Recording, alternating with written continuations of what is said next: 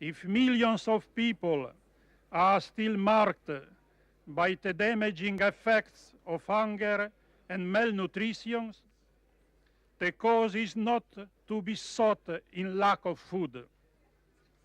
Only last year, FAO acknowledged in its Atlas of Food and Agriculture that there is enough in the world to meet the energy needs of all. But unfortunately, there is not uniformity in food production or distribution where they live.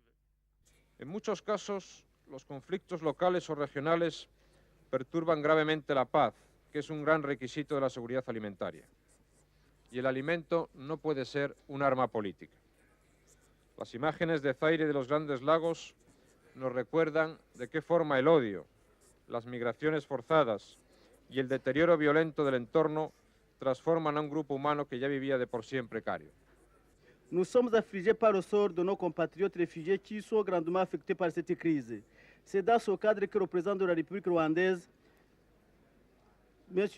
Son Excellence M. Pasteur Bizimungu, a appelé les partis en conflit à observer un cessez-le-feu et a demandé à la communauté internationale d'intensifier les efforts en vue de favoriser le rapatriement volontaire des réfugiés rwandais.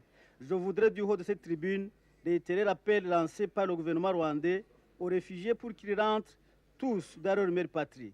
Au nom du gouvernement rwandais, je tiens aussi à remercier tous les orateurs qui se sont exprimés pour une action humanitaire en faveur des populations en situation désastreuse à l'est du Zaïre.